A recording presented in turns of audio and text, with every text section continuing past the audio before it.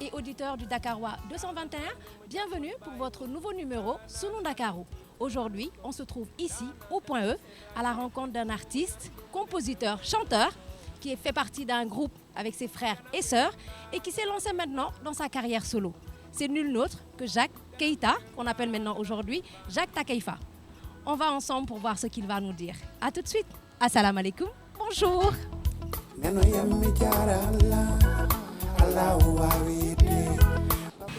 Jacques, bonjour.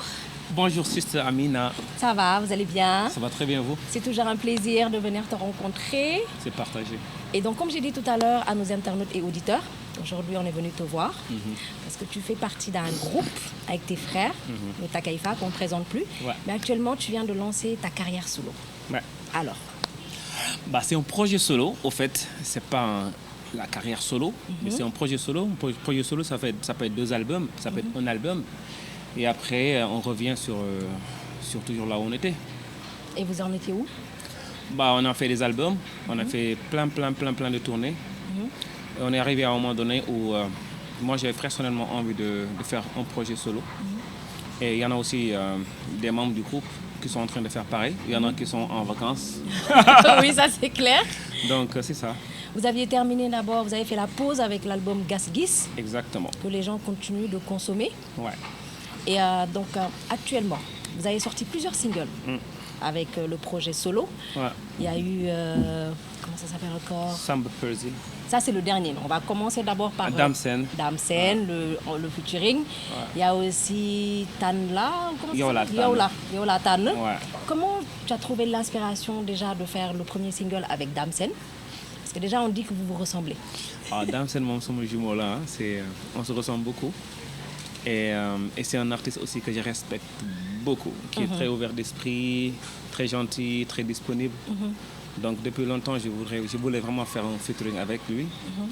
Et quand je lui ai proposé de faire ce morceau, ça a été vraiment très facile, donc je n'ai pas été déçu du tout. Et j'ai rien du tout regretté avec Dame. C'est sûr. Ouais. Parce que c'est quelqu'un qui a le rythme très facile. Très facile, qui n'a même pas besoin de faire d'écrire. Tout Tu à lui fait. ouvres le micro, le mec il vient, il pose. C'est un pro. Ensuite, on est parti sur Yola Tan. Yola Tan, c'est un son qui fera normalement partie de l'album. Mais peut-être dans l'album, je le ferai plus acoustique. Parce que j'étais en voyage pendant longtemps. Et comme j'étais en studio, donc ce morceau, je l'ai clippé là-bas. Et j'avais aussi envie de faire quelque chose pour mes fans parce qu'ils n'arrêtaient pas de demander Oui. tu es où, ça fait longtemps, on n'a pas tes nouvelles et tout ça. Bien sûr, avec l'aval aussi de mon staff. Qui sont là, qui m'ont dit mec, il faut que tu sortes quelque chose, quoi. Donc c'est pour ça que j'ai voulu de temps en temps de sortir des vidéos. D'accord, là on va faire un retour en arrière. Ouais, carrément, pour parler de Takeifa. Parce qu'on ne peut pas parler de Jacques sans parler de Takeifa. De la famille, Exactement, parce qu'il y a les frères, il y a la sœur. Et vous avez débuté en quelle année? En 99-2000, je dirais. Exactement. Donc, mais avant, chez moi, on a toujours fait la musique. J'ai été le premier. Depuis 94, j'étais encore bébé. Non, jeune, on va dire, pas bébé. Non, bébé. Donc j'étais encore bébé. J'ai toujours aimé la danse. J'ai commencé par la danse. Après, j'ai rappé. J'ai fait du rap. Et après, j'ai appris à jouer la guitare. C'est là-bas où j'ai vraiment eu le goût de jouer, de faire du live. Et c'est durant toute cette période, mes frères et sœurs, ils étaient derrière moi, ils me supportaient, ils m'encourageaient. C'est là où je les ai tous vaccinés. Exactement. Ils ont pris goût et on a créé le groupe Takeifa en 99, pile. En 99. Ouais. Et la facilité que vous aviez pour les instruments, ça, il faut que vous nous en parliez parce qu'aucun de vous n'est passé au conservatoire ou à l'école, rien du tout. Ouais. Je dirais il y a un peu de don, parce qu'il ne suffit pas du tout d'avoir du don, mais il y a beaucoup de travail. Parce qu'à un moment donné, on avait compris que si on voulait faire ça comme travail, comme métier, il fallait vraiment des années de sacrifice, des années de répétition, de recherche. Et c'est ce qu'on a fait. On a fait au moins 4 ans où on ne faisait que travailler. Matin, midi, soir, sans pause. D'accord. Donc c'est pour ça que quand on est venu, parce qu'on était dans la région, mon père il est fonctionnaire de police. Donc on voyageait un peu partout à Dakar, Saint-Louis, Kolda, Fatick, Ziguinchor, on a fait pratiquement tout le Sénégal, Kaolack. Donc dans toutes ces régions-là, on travaille à la maison, on répétait, on était toujours ensemble. Donc c'est comme ça qu'on a pu ne pas être trop influencé par cette certaine musique et rester sur quelque chose qui était vraiment nous. Oui. Ouais. Et on a vu aussi que sur vos clips, c'était toujours l'originalité. Et plusieurs personnes disent qu'ils vous ont découvert quand le clip Fire est sorti. Ouais. Avec l'histoire de l'hélicoptère et tout ça, qu'on voit Jacques dedans. Très original, oui. Après aussi, il y a eu No Stress, pareil. Vous savez, moi je crois qu'aujourd'hui au Sénégal, on fait des clips, des vidéos à ce niveau, côté professionnalisme. Il faut juste le reconnaître. Hein. C'est juste que ça fait longtemps et que nous, c'était notre stratégie. Pourquoi? Parce que jusqu'à présent, on dit que ouais, ils sont pas là, c'est des Français, Espagnols, on est musuñ dëkk feneen fu du Sénégal. di lekk ceebu jën. maa fa bi yaa ma gën a xam. Donc on a fait ça pendant longtemps et quand on a commencé à voyager sur l'international, on a compris qu'il fallait vraiment relever le niveau parce qu'on travaille avec des professionnels avec lesquels je travaille toujours et eux, ils voulaient qu'on puisse leur présenter vraiment de belles vidéos, une musique bien propre, mais aussi de belles vidéos qui feront qu'ils seront plus à l'aise pour nous vendre. Tout à fait. Parce que quand aussi, à un moment donné, si tu es un artiste, tu es un produit. On doit te vendre, donc tu dois être bien enveloppé. Bien sûr. Donc tout ça fait partie aussi des conseils qu'on a suivis pour pouvoir fonctionner sur l'international, mais aussi être crédible et fonctionner aussi sur le plan national. Oui, en même temps, vous aviez un projet avec le groupe Takeifa. C'était... lorsque vous avez fait le Grand Théâtre, parce qu'il faut que les gens sachent aussi que vous avez été les premiers à fouler la scène du Grand Théâtre à son ouverture. On l'a fait 2 fois. Mais d'abord, la première fois, vous avez été les premiers à inaugurer le Grand Théâtre. Et vous aviez mis un concept en place. D'ailleurs, qu'un de vos amis artistes n'a pas copié, vous l'avez aidé à monter cette scène. On va dire que Simon, quand il a fait son anniversaire, donc on peut dire que Takeifa, en même temps, c'est pas seulement la musique, mais vous êtes créatif aussi, côté clip, côté scène aussi.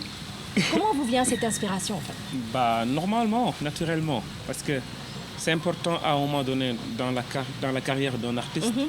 Franchement, étudier, c'est pas aller à l'école. Moi, j'ai pas fait de grandes études dans ma université, bac doctorat plus. Mais les études, c'est quand tu as envie d'apprendre, quand tu sais poser des questions, quand tu sais pas, que tu reconnais que tu sais pas et que tu vas demander. Quand tu veux vraiment ne pas être ignorant dans ton métier. Aller lire, t'informer, tu vas avec l'événement de l'Internet maintenant, on peut apprendre plein de choses. Tout à fait. Donc moi, c'est ça que j'ai compris tout avec mes frères. Et aussi, comme on a aussi pas mal voyagé, ça nous a permis de travailler aussi avec des gens qui nous ont appris des choses. Donc nous, très simplement, c'est ça qu'on a voulu aussi faire au pays, chez nous. Mais aussi, si on a l'occasion de travailler avec des artistes comme Simon. Simon, je ne l'ai pas aidé du tout. Hein. C'est un professionnel. C'est quelqu'un très ouvert d'esprit qui avait juste envie de comprendre deux petites questions et qui m'a posé. Et moi, j'ai répondu. Bien sûr. Mais aussi, moi, je lui ai posé 3 ou 5 ou 10 questions. Bien sûr. Parce que c'est du hip-hop. Ils sont très studio. Ils sont très modernes. Alors que nous, on est plus live. Nous, on joue l'instrument, on joue live, dès que je joue brut. Brut, oui. Donc, il y a des choses que j'ai appris aussi avec plein d'artistes, rappeurs ici, nationaux. Est-ce que Yensa, vous vous posez la question à savoir, est-ce que vous n'avez pas donné aussi un coup de pouce à la musique ici au Sénégal pour le live?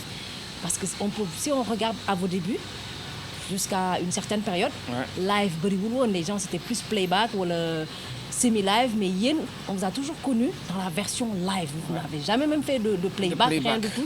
C'est live. Est-ce que des fois, vous avez un peu donné l'idée aux gens aussi d'investir dans ce style musical? Oui, c'est sûr et certain qu'on a influencé beaucoup de jeunes, beaucoup de groupes. On a fait que beaucoup de groupes maintenant aujourd'hui que je connais. Et ils ont cru à jouer d'un instrument, ils ont cru à s'engager à jouer d'un instrument et ils ont travaillé dur. Et aujourd'hui, je suis très fier de savoir qu'il y a des jeunes qui venaient dans mes concerts il y a 5 ans, il y a 10 ans. Aujourd'hui, ils arrivent à assumer. Pour moi, c'est une fierté et j'en suis très content parce qu'en fait, c'est ça l'art. Nul n'est éternel. Et aujourd'hui, je suis en train de voyager dans d'autres délires musicaux, d'autres délires. Et je prends vraiment plaisir à le faire. Donc du coup, et ça c'est autre chose, c'est quand ça sera plus mûr, que les gens ils verront que maintenant je me suis focalisé sur ça. En tant qu'artiste, j'ai compris que c'est important aussi de d'oser. Exactement. Faut oser. Bien sûr. Parce que ça Tout à sert fait. à rien de faire tous les jours du hip-hop. Hip-hop. Ça sert à rien de faire tous les jours du mbalax, Du mbalax, ou du tous les rap. jours Ou, du- non. Exactement, Moi, il j'ai faut fait ce que changer. j'ai fait, mais de temps en temps, j'aime bien faire autre chose. Innover. Ouais. D'où le nouveau single que vous venez de sortir avec Oui. Samba Peuzzi, Vas-y. Maria, qu'on va écouter tout de suite avec les auditeurs et internautes du Dakarois 221 et on revient.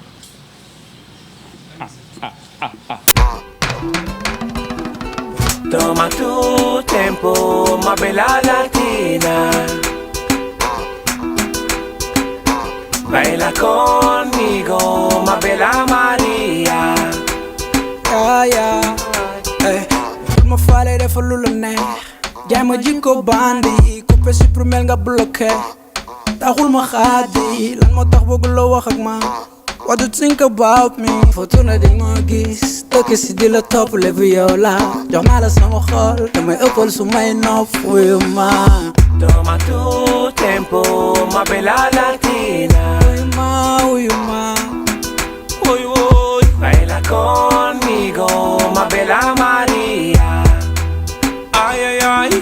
Ay, ay, ay, ay. Toma tu tempo, ma bella latina. Maria Maria Donc Jacques, on vient de voir tout de suite ton dernier single, le clip avec Samba Peuzzi, Maria. Tu peux nous donner les détails s'il te plaît? Bah, les détails, c'est que c'est une chanson que j'ai composée avec un beatmaker qui est sénégalais Ok. au début. Il s'appelle Crazy, qui est à Thiès, D'accord. que je salue de passage. Donc après, j'ai voyagé avec ce morceau en Colombie. Et là-bas aussi, j'ai travaillé un peu, j'ai rajouté des choses, j'ai demandé des conseils. Oui. Donc, et après, quand je suis rentré, c'était déjà prêt, le morceau. Et j'ai rencontré Samba, qui est un artiste que je respecte beaucoup. Et que notre premier contact m'a beaucoup donné envie de faire quelque chose avec lui. Ok. En fait, c'est devenu très spontané. On a passé au moins 2 heures, 3 heures ensemble à boire du café et à discuter. Et quand il est sorti de ma maison, j'ai parlé à mon manager, je lui ai dit, man, j'ai envie de faire quelque chose avec ce boy-là. Machallah, dama ko like boy bi. Tu l'as En senti fait, direct. noonu la demee. ñu envoyé la affaire bi ci saa si. Ils ont validé. 2 jours après, on était en studio. 2 semaines après, on était en train de faire la vidéo. C'est super. C'est juste une question de feeling. De feeling. J'avais envie de faire quelque chose avec moom comme aussi nu ma ko mën defee ak artistes yu bari. muy même mbalax man comme nu ma ko defee ak Dame Sène noonu la ko mën defee ak même ay jeunes yoo xamante ne amaguñu chance ñu xam leen man je suis disponible à faire des featuring ak ku ci nekk. parce que featuring bu ne bu ma def ak artiste rek. am na lu may jàng ci yow. Donc moi j'avoue quand même que quand lépp lu may def ci côté musique. d'abord damay jiital jàng lan laa mën a jàng ci yow ni ngay fonctionner ni ngay doxee ni nga organiser wu. man loolu moom importe d'abord après nag y a d'autres points qu'il faut pas négliger. yow dafa bokk ci lu may pousser à ce que may def ay featuring ak ay artistes. Donc yow am nga déjà artistes yoo xamante ne prévoir nga liggéey ak ñoom ci album bi déjà. Claro. Man je sens bien Viviane. Yeah. Youssou Ndour sama grand la. Ouais. Je sens bien am na aussi ay jeunes rappeurs yu ne fii soriwuñu. Ok. ay gars yoo xam ne amaguñ sax 100 vues ci YouTube bi. Mais je vous assure am na ay artistes yoo xam ne kenn xamul leen. Des fois ils sont plus chauds wala ils sont au même niveau de professionnalisme que gars yi ne ci kaw a kaw. C'est juste qu'ils n'ont pas la chance. am ñu leen wane. Donc man bëgg naa jox chance ñooñu di lancer aussi appel à les autres artistes vous qui avez la chance d'être un peu connus n'ayez pas peur de faire des featuring avec les artistes yoo xam te ne gars yi xamuñu leen c'est pas que après dañuy ñëw suul leen du suulante affaire yi question de en tant qu'artiste qu'on puisse s'amuser bokk ay moments c'est très important bien sûr. qu'on puisse prendre nos pieds à faire juste de la musique de l'art qu'on puisse aussi s'entraider mais ku ci nekk bañu toog ci turandoom waaye ama laay lu bëggee ne ama laay day métti waaw day fekk nga mën ko prouver. Tu as bien raison. Et yow kon en ce moment ak li nga wax nii yëpp musique Sénégal fan nga ko mën a situer en ce moment. Depuis ba nga ci nekkee ba léegi. évolution bi wala fan la toll en fait. waaw musique sénégalaise mi ngi dox de waaw mi ngi dox ni mu war a doxee. mi ngi dox ak musiciens sénégalais yi comme man y compris ci la bokk. fu suñu yem ak fu ñu toll fu mu toll. ak aussi nu suñu ñi nga xam te ñoom ñoo diriger ñoom ñoo jiite lu jëm ci culture. ñoom nuñ ko organiser ak seen gis-gis ak seen ay moyens. yaakaar naa fuñ ko teg. foofu rek la yem. Exactement. Mais am na dëkk yu bëri yoo xamante ne franchement culturellement dépassé nañu de loin. De loin. De loin même doo demee Mali fii à côté rek waaw te feneen yaakaaroon beneen ne- dimension lañ ne. mais yaakaaroo tamit ne il est temps que ñu penser à industrialiser la musique au Sénégal. mais c'est qui va le faire du man de ndax man moom wax dëgg yàlla man sama jàng soriwul waaw te nekkuma ci prétention pour ñëw pour bëri xam-xam wala xam lu war a non mën a mais tax. je veux dire joxe sa xalaat par rapport ak loolu est-ce que il est pas temps que nit ñi xalaat ne war nañ mën a industrialiser musique Sénégal tamit parce que yeneen dëkk yi tamit ñu ngi avancé mais ñun on est toujours à un niveau boo xamante ne foofu la ñuy yem quoi. waaw déjà duñ ko bëggee def il faut que ñu way suñu ay langues. wolof séeréer bambara te gëm ko. dëggantaan. mais aussi musicalement il faut que artistes yi musiciens yi aussi. di gëstu d'abord ci lu ñu moom. comme tey maliens yi lu ñu def. gëstu ci jabar lu ñu moom. musique bi nekk tey Ziguinchor. muy Bougara bu béy tout ça qu'on puisse s'inspirer de cette musique là mais def ko de telle sorte que ku ci nekk. nit foo mënti jóge même un chinois. bu ko dégloo da koy mën a comprendre. da koy mën a comprendre. dëgg yàlla le grand problème foofu la nekk. et pourtant on a beaucoup de sonorités musicales fii ci dëkk bi. te it def fii buzz. dafa yomb. exactement. parce que fi ñu toll nii artistes yi au moins la plupart soxlaatul sax léegi ngay jàng. bien sûr jàng bi encore une fois du ay 1 plus 1 égale 2 du ay bac doctorat. waaw maanaam jàng bi mooy nga xam ne doo nekkee musicien da nga am une lourde part de responsabilité ci sa société. Bien li sûr. ngay way li ngay wax li ngay doxee. tout à fait. xam nga influence bi nga am ci ndaw yi lay déglu. bien sûr waaw donc surtout loolu loolu. artiste bi da ci war a conscient xam ne fi ñu toll nii dépasse nañu cadre juste artiste buy buzz ci dëkkam pour am benn 5 millions de vues 2 millions de vues loolu benn 1 million bu am ci YouTube bi la nga dawaat def financé waat ci beneen clip Beneen clip. mu jeex donc c'est toute l'Afrique aujourd'hui c'est la mentalité de tout Africain qui a besoin aujourd'hui de s'unir d'avoir cette mentalité de fi ñu nekkoon avant indépendance lu ñuy dund bu ñu amee suñu indépendance ba toll Ba tey fii jii. on a envie aujourd'hui ñun jeunes yi ñu mën a libre mais être juste libre ci ni ñu doxee ci ni ñu waxee ci ni ñu solo ci li ñuy jàngee ci ni ñu formaté suñu bopp ba ñun ñu yaakaar ne lépp lu jógee bitim réew moom mooy lu gën donc c'est trop profond exactement tu vois, je c'est suis trop d'accord. profond donc les artistes je pense qu'ils ont une lourde part de responsabilité te du ñuy yarul seen bopp du ñu conscient wul ci loolu du mën a dem. dañuy sonal suñu bopp rek léegi damay génn tuuti ci cadre musique bi ak yow dugg ci phénomène de société plutôt lay wax ndax temps yi y a beaucoup de violence qui sévissent dans le pays nit ñi ñu ngi commencé am psychose te yéen artistes yi vous êtes les porteurs de voix je pense que yu mel noonu su amee war nañ di leen ci dégg ouais. comme lan par exemple violence bi am temps yi agression yi meurtre yi viol yi il y a plein de trucs ces temps-ci donc nit ñi commencé nañ di tiit en fait les gens se posent la question à savoir lan moo xew ci suñu dëkk bi waaw loolu day am na yàgg jamono ji gën na tar gën na tar moom mais yàgg na fi c'est dafa fekkoon rek ne mooy sama analyse dafa fekk rek ne dañoo toll ci jamono ji nga xamante ne ni lépp dafa accessible information dafa accessible man gis naa fa ay information yu ñu dugal sax ay rumeur yu ñu dugal ci benn waay bu jëloon ay doomam ak ay doomu frère am côté Gambie la woon ci frontière bi dugal jóge voyage dugal leen ci oto bi mais ku ci gënoon mag mënul wax bu mu duggee ci boutique bi xale yi di nelaw ci oto bi ñu ñëw jàpp ko ne da doon sàcc xale yi ñu dóor ko ba muy bëgg a dee mu aussi comme mënul woon waxteen xale la ñu jàpp ne dafa beneen làkk lay làkk xaw ma ñu dóor ko moom it ba muy bëgg a dee te ñoom ñëpp ay doomam la yoroon ci biir oto bi donc tout ça c'est l'événement aussi de l'internet il faut que ñuy xam aussi information yu ñuy jot xam nga naka nañ koy jotee ak lan moo ci dëgg ak lan moo ci dul dëgg am na nag dëgg sacrifice yu bëri ñu koy def pour siiw pour ndax bon ndax yëpp ñu ngi koy def am na fi mais aussi je pense que des fois c'est exagéré des fois c'est exagéré la presse aussi des fois yi publie des choses yoo xam te ne duñu am source yu wóor yu wane ne xam nañu lu ñuy publier nii fu mu jógee am nañ ci ay preuves leer ils le font parce que ku ci nekk bëgg nga jaay sa journal ñu cliquer ci sa site surtout ñu cliquer sa site après da ngay bind ci suuf ngeen abonné sama site donc le mec il cherche même pas à voir lu muy publier dëgg la ou pas donc fépp nag lay xew ci àdduna du Sénégal rek muy France aux États-Unis fépp donc problème la bu mag boo xamante ne ku ci nekk am na ci part de responsabilité mais aussi jarul ñuy tiital nit ñi ba yenn saa yi doo sax xam foo jëm dangay génn ci mbedd yor sa doom sax di xool nit ñi waaw psychose bu am la waaw les gens sont traumatisés temps yi psychologiquement ils traumatisent tout le monde ñu nag ñu nekk di tiit ñoom ñuy sàcc suñu alal réew alors projet yi fan lañ toll après sortie single bi naa ne di nga bàyyi gars yi cons ko mais am na yeneen yoo nekk di waajal tamit wala sortie album bi la ñu war a xaar wala di ñu mayaat benn balaa boobu waaw bëgg naa may yeneen avant sortie album album bi aussi mënuma wax ban période la. mën naa am fin année 2020 bi incha allah. wala 2035 xaw ma. mais daal album baa ngi ñëw. album mi ngi ñëw te ñu ngi ciy liggéey à fond vraiment ñu ngi ciy liggéey à fond pour defee une affaire bu simple bu am maturité boo xam ne vraiment d'abord man je prendrai vraiment plaisir à faire ce que j'aime parce que si je fais di ma fil. mais en prenant conscience de ñeneen ñi li ñuy déglu ñeneen ñi aussi ni ñu koy dégloo je pense que naa gën nekk à l'aise pour mën ko défendre parce que un album c'est une proposition tu proposes à ton public au monde tu le proposes une musique tu le proposes quelque chose tu peux pas les imposer. Bien sûr. En matière d'art et de musique on doit pas être trop prétentieux. Exactement. On fait un travail pendant 2 ans 3 ans et on propose au monde aux gens. Les gens ils vont apprécier ils vont pas apprécier après l'artiste il doit toujours assumer Tout à fait. parce qu'il le fait avec le cœur. Je suis d'accord. Ouais. Alors, ton mot de la fin?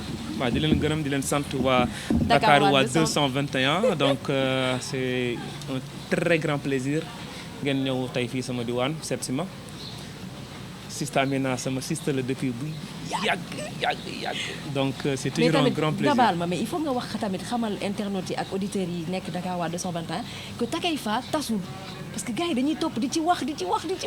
xam nga di ma man mii sax dañ ma ci interpellé. mais il faut nga leeral leen ñu comprendre benn yoon comme ça wax jooju ñu tege ko de côté mën a continuer quoi. xam nga gars yi yenn saa yi suba aussi nañu comprendre parce que wax ci aussi da cee baax ay nit ñu bokk.